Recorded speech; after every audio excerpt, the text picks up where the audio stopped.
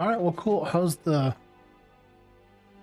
music compared to my voice? Is it too overwhelming, or is that a good set volume?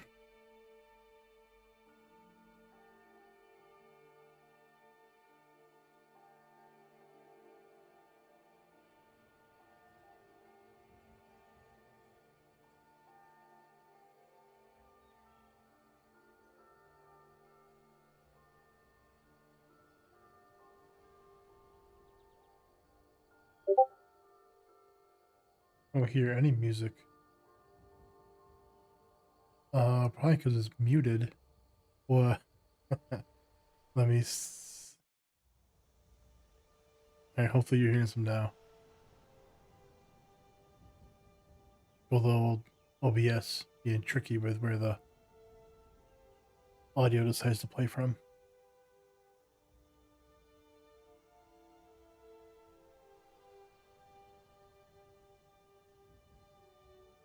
Should be pretty faint, but hopefully covering up the sounds of fans or AC. Me clicking the mouse.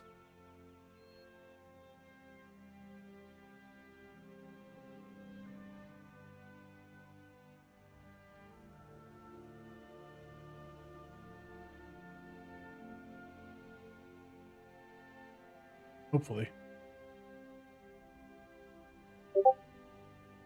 What the fuck?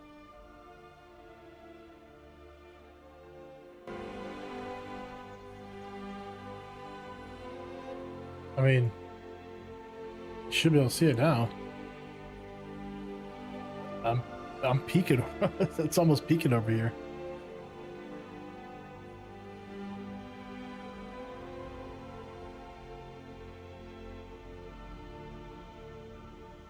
I don't think. Can you? No, I don't want that. It's double recording.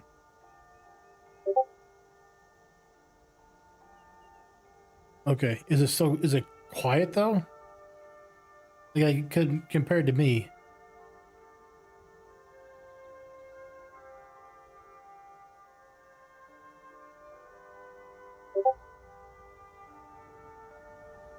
Okay, good. That's the main part. Then obviously you can adjust your own audio, your own volume.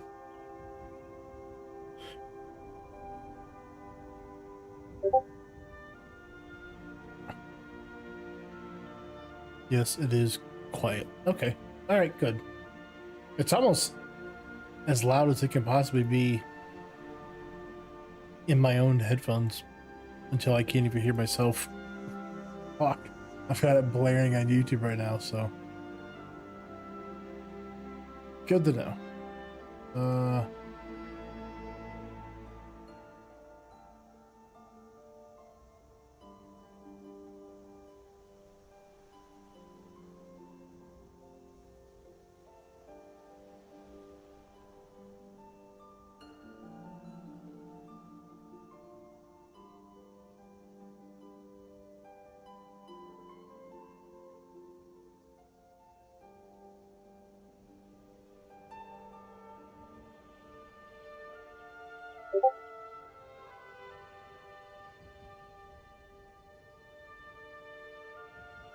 okay. Perfect is what I like to hear. And I think I was gonna try to plan it out to be timed at 8, but we're getting pretty late in the day. Um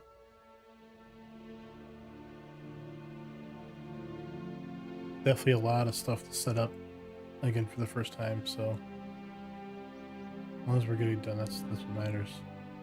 Um this is where I need a co-host. I'm not used to talking to myself, talking in my own head. It sounds crazy.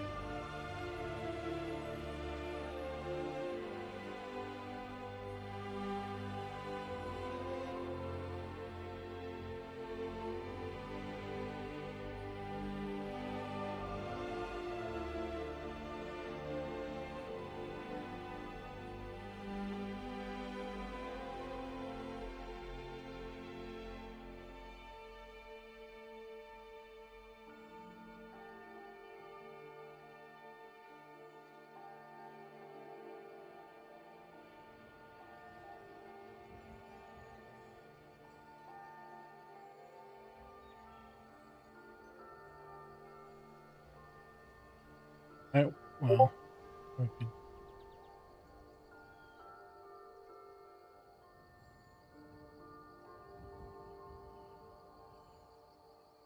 oh yeah, no, not games. Well, I mean, games would be great. I think it'd be, I want to do this live show. Uh, I don't know if you can see the. Looks like it might be cut off a little bit. Oh no, it's just my OBS. Got this the news show. It's the live news show. We're covering the top gaming stories of the day every day. So I think it'd be nice to do this and then maybe roll into a game, or vice versa. Incorporate them both.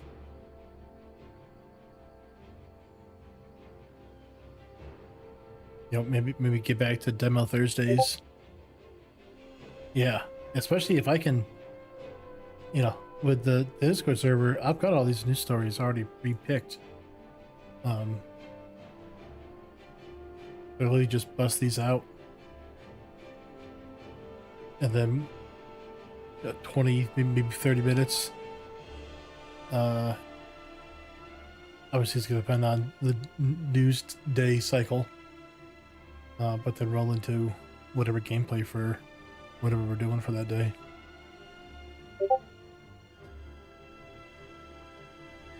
Yeah, exactly. And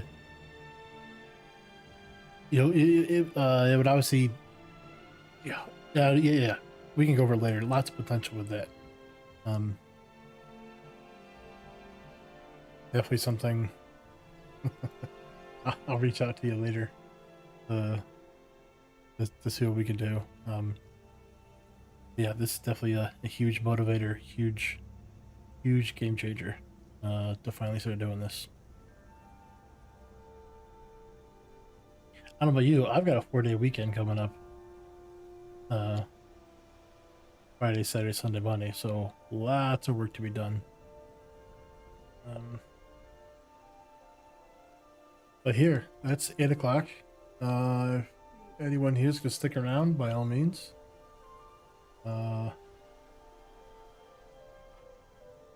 got comments, comment away, but let's get into it. Starting out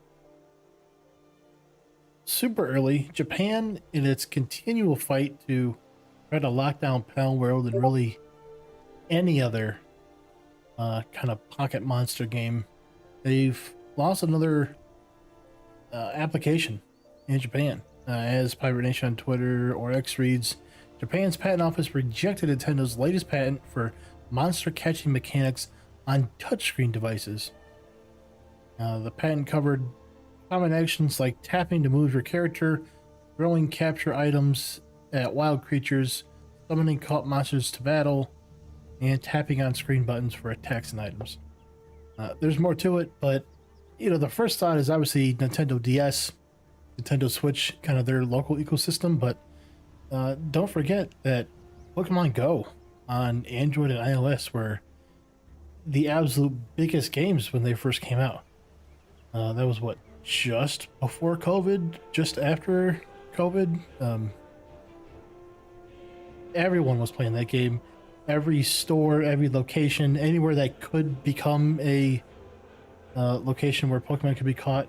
You had post offices setting them up. You had the Holocaust Museum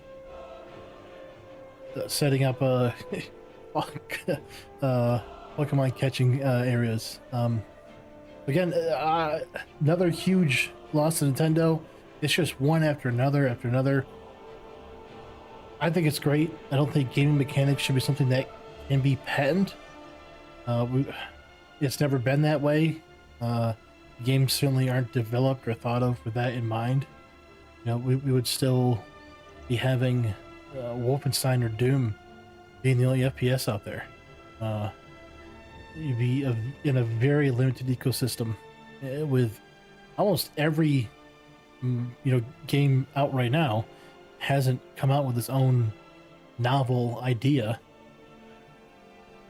Even the ones that you might think of like PUBG or Rust or Dota, none of those are new. And if we're limiting our entire industry based upon whoever just thinks of it first, I get the concept of patents. I think you should be rewarded for something you invented. It's got to be better than this. It's got to be better than one massive company locking things down.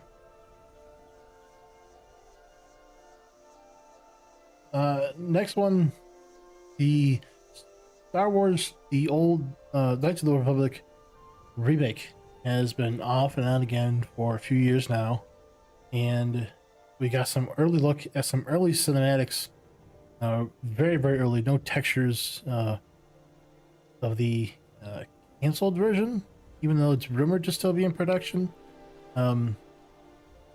Already this was going to be terrible. The instant fact that they're going from Revan being the silent protagonist to fully voiced. Who was going to voice him? What was he just going to read the lines of dialogue that you had in the game? Was it going to be some kind of Fallout 4? This is what you say. This is what you pick in the dialogue box, but Revan says something slightly different. That kind of makes sense. It goes from being a remaster to a remake, a new interpretation.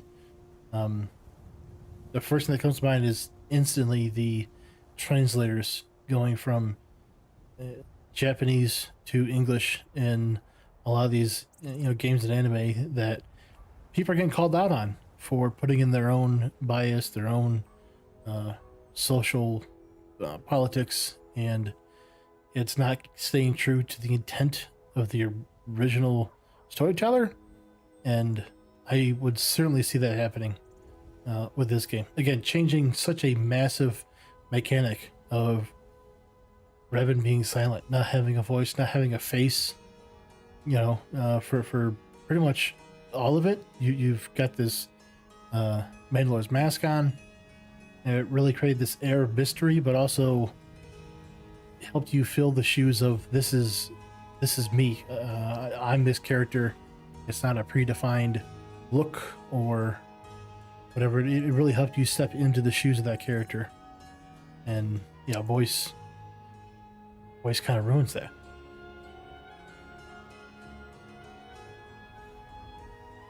This one goes in line with kind of two of them, two stories. So first, Sony's deciding that they won't be bringing any more single-player games to PC. It was rumored for a few weeks or months now. I think it was Jason Schreier over on Twitter first posting that. But the rumors are done. Now it's for sure. So, any other Spider-Man, Days Gone, as they're showing off here, the Last of Us 3, if they ever stop remaking 1 and 2, if Uncharted would ever find its way over, it's an interesting move. At the same time, Sony's announcing that there's going to be more price increases, this time to the PlayStation Plus subscription. We know that they've been hitting console price increases for a while now, slowly incrementing. I definitely think that as you approach GTA 6's release, you're going to see Sony and Xbox is doing some interesting things, some counter-narrative things to PlayStation. Certainly, if Sony wants to make as much money possible, they're going to be increasing their prices as much as they can before GTA 6 comes out. Because right now, with it not being on PC, you have millions of PC-only players who will want to play GTA 6 that they have to go out and either buy a PlayStation 5 or Xbox One Series S, whatever the heck they're called now, myself included. And the used market only has so many. So if you can turn a PS5 purchase from what's up to now, $700, if you can bump that up to $800, that's potentially millions of free dollars that they're making just by doing arbitrary price increase just because they know that the units will be sold to PC gamers. How much is too much? There is eventually a cap out for, certainly for the PlayStation ecosystem, but now if they're going to be edging out the PC market by also not including their games, I don't know. What's their play?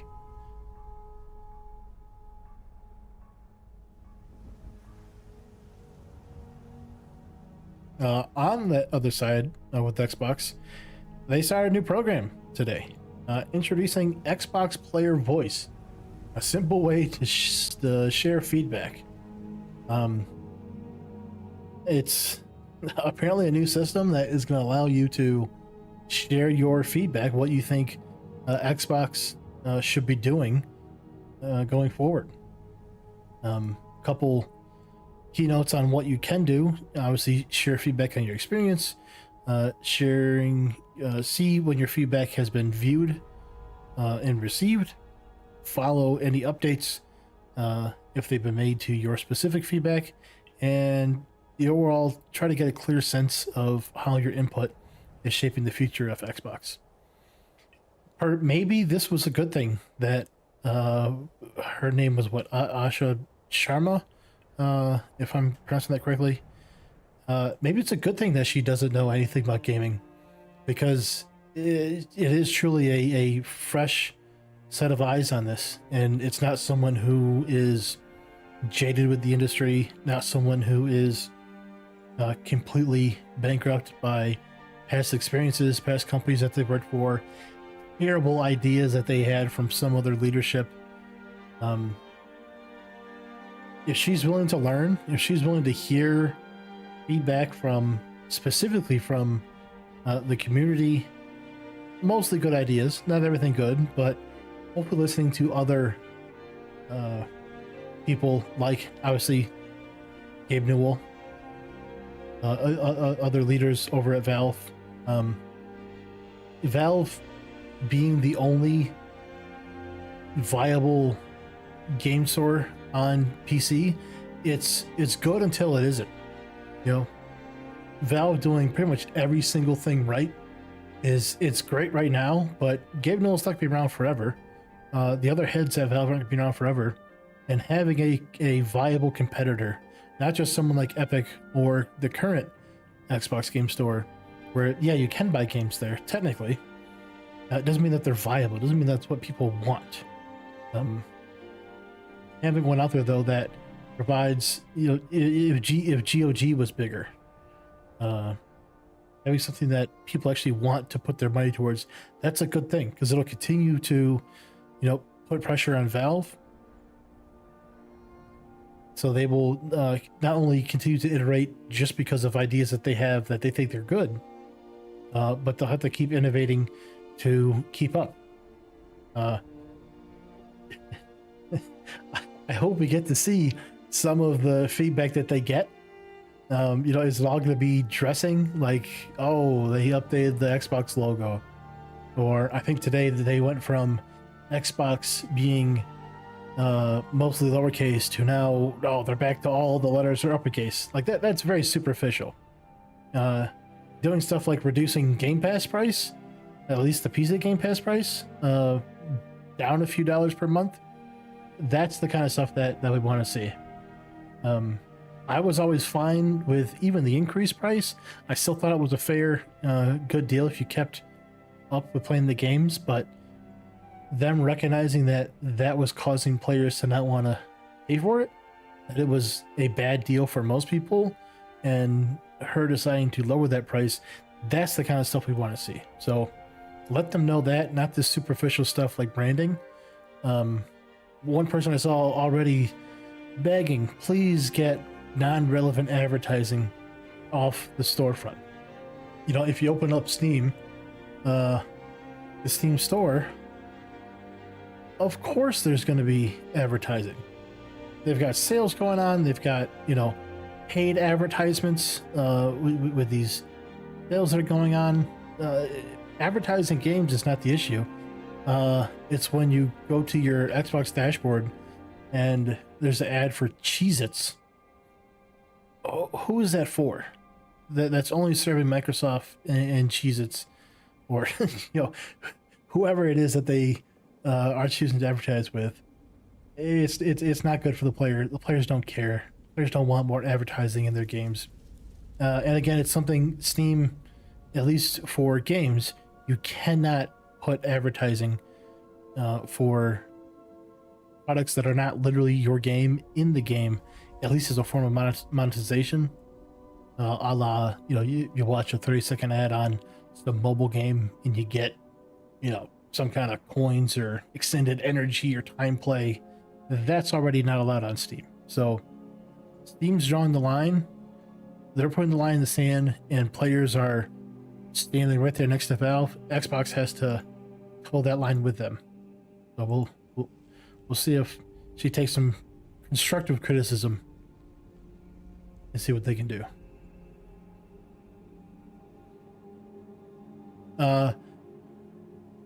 A big story: Forza Horizon 6. It doesn't officially, according to them, release tomorrow, the 19th, but we're already seeing massive numbers. 148,000 peak. Early gameplay started on Friday for $120, just shy of twice the amount that the base game costs. I'm not sure if that comes with any kind of future battle pass or all future DLC, what that exactly includes, but that is a heck of a lot of money that this many people are choosing to pay that amount. We got a video coming out hopefully tomorrow with the release of Forza, kind of going over that. Weird how things are changing. Everyone's crying about the prices going up, but obviously there's a huge subset of gamers that are willing to pay almost whatever. What if they would have put 150? What if they would have put 200? Star Citizen has certainly shown us that people will pay money for what they want, and I think Forza Horizon 6 is kind of proving that point. Have you played it? Did anybody buy into this? I saw a few people on my friends list playing it already. Definitely a lot of reviewers, way too many reviewers that, especially smaller ones, that no way are they getting review codes, so they're paying that $120 to try and show off the game early. We're not one of them. we're waiting till it comes out on Game Pass tomorrow. It's kind of scary if AAA games are gonna be, the norm is now 120. That's brutal.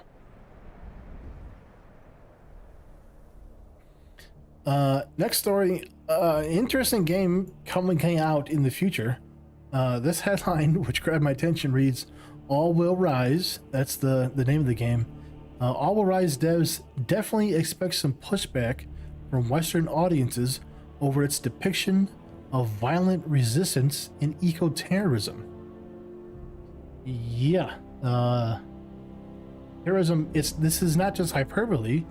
We had the game pulled up. Here we go. Terrorism. It's in the description. The river is a god and they killed her.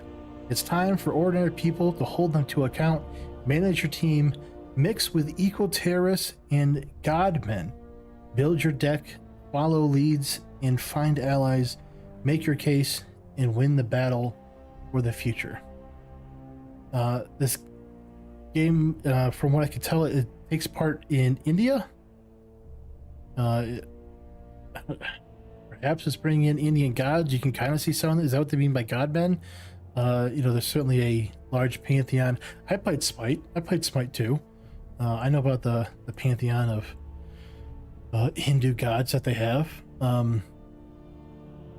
It's definitely interesting that they openly put eco-terrorism out there, not only as part of the description, but as kind of it's not a core mechanic, but it's a core part of the game. Is this not towing the line of promoting terrorism? I gotta think it is. is this not something that Steam wants to look at? You know, obviously there's what 20, 30 games, DLC, whatnot, things added to Steam every day. So if they haven't got their eyes on this yet, not surprised. We are already up to 484 followers even on Steam. Who knows when this description was written? I'm sure it's on SteamDB. We could find out exactly, but boy, after the mixtape backlash that's been happening, after the years past of things like Dustborn, this kind of this is obviously a kind of game, a specific kind of game. You've got the telltale haircuts, the art style. This is a specific kind of game going after a specific kind of audience, and regardless of whether the game does well or not, they are clearly advocating, I think, for terrorism. You can call it eco-terrorism, but eco-terrorism is just normal terrorism, but you're saying it's justified because of some kind of, economic standpoint or environmental standpoint. Does that justify it? I think terrorism, at least as far as the law is concerned, terrorism is terrorism. However you want to split those hairs, I don't think a judge or a jury, at least here in America, is going to care. It'll be interesting to follow this one. We obviously don't have a release date yet, so when or if this will ever actually see the light of day, I don't know, but there's certainly the talking heads on YouTube that it'll be curious to see if they ever pick this up, what kind of overall, gaming buzz there's gonna be about it. Don't think it's good for them.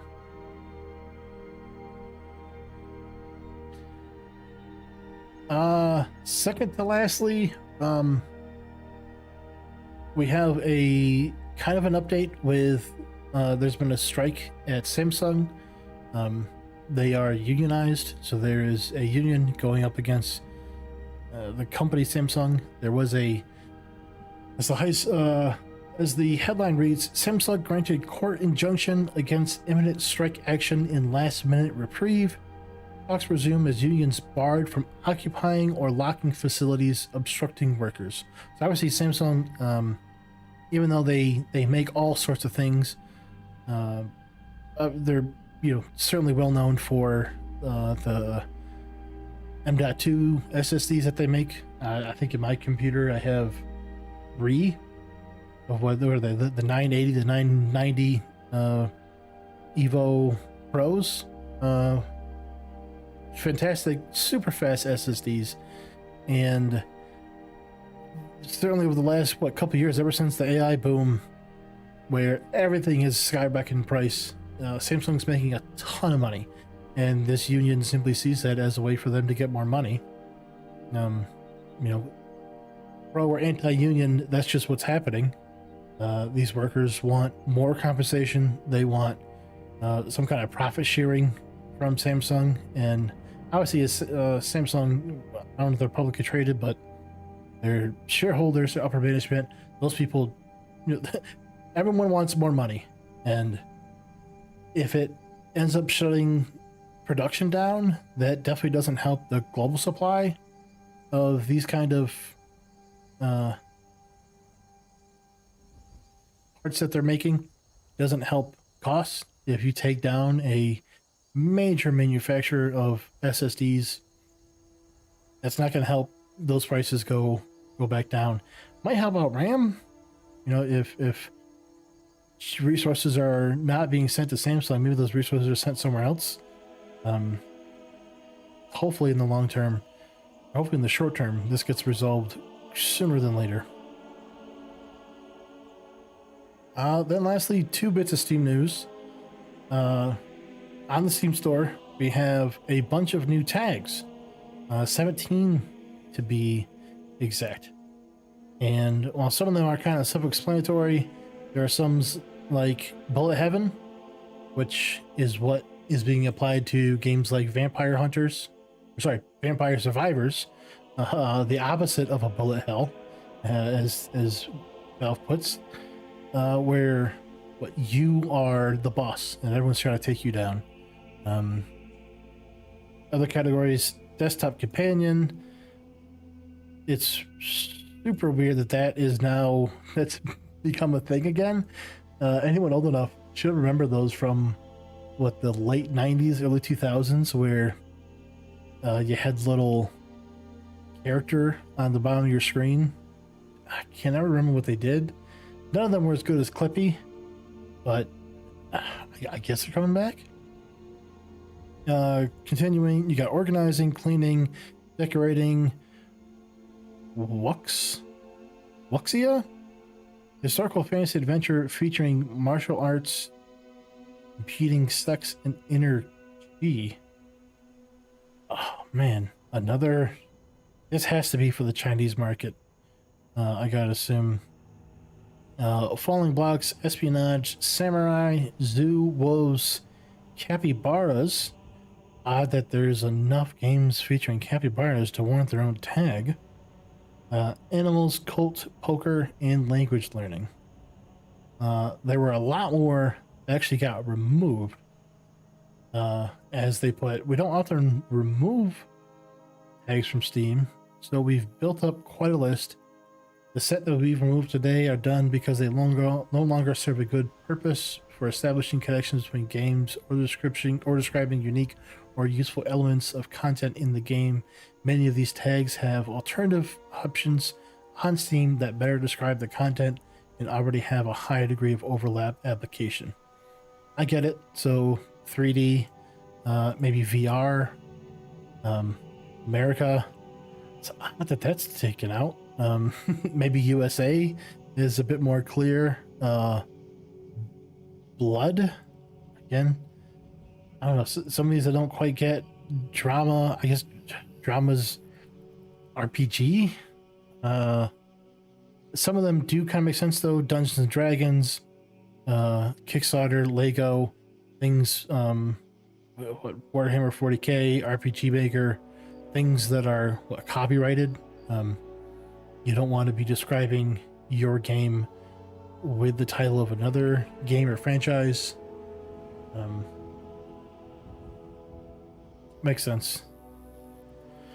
But yeah, hopefully it lets you find your game of choice a bit easier. Helps you stick within, one of these. If you liked one game, clicking on Bullet Heaven, probably have a whole category. It's not just Vampire Survivors. It's, as the games have copied it, we have a whole series now, a whole genre. So great to see. Ending, Steam to come out with the Steam Ocean Fest. Lots of great ocean or water-based gameplays or games. Pick one up. It is weird that in the trailer, we'll mute it here, but the game that they show off is Atlas. Gotta wonder how much did Snail Games pay for this to be at the beginning of this trailer? Because as anyone should know, or anyone who does know, Atlas shut down. Back in, I think it's like 2023? Terrible reviews. It was a terrible game, extremely unoptimized, barely playable on even the most beefy machines. But even though it's still in early access, they haven't had an update since, again, 2023. There's been talks of Atlas maybe making a weird comeback. Obviously, with Windrose being such a huge success, you would think that, yes, Atlas would be a perfect game to try and revive and put at least some resources to get the game back into a running state. I don't know. It's weird. It's weird that they would put money towards this game, especially when Windrose. I think they just announced that they reached it was a 200,000 or 2 million. Something with a 2. Big number, impressive number, and even with that, they open up with Atlas. And I don't think Windrose, did they even make it into the trailer at all? To be fair, it might not be on sale. might not be part of the Ocean Fest, but that really shouldn't exclude them. Lots of times, well, let's see. It does usually say that it's sponsored or provided by a specific company. I'm not seeing that here. Usually it would show up at the bottom, so perhaps it's not. Even if we go to, okay, there we go. It is in there. It's just, again, it's weird. Subnautica 2, Windrose, why aren't these the games that they're showing off? It's Atlas. A dead game from what, going on 3-4 years ago now. Who's anyone want to get back into it? Well, that's our first live show. Hopefully we'll be able to clip some of these things up, make it a little bit more digestible. I know half hour's a bit long, but tune in hopefully every day. This is gonna be an everyday thing. Quick roundup of that day's gaming news. So yeah, subscribe, like, comment, definitely let us know. I'm new to this, new to live streaming, but let us know what you guys, if you made it this far, let us know what you want to see. Is it just news, more opinions, less opinions? Just stick to the news. We're certainly willing to do kind of whatever people are looking forward to. So we just want to bring you info, bring you what's happening, and go from there. So yeah, again, thanks for watching, and we'll see you tomorrow.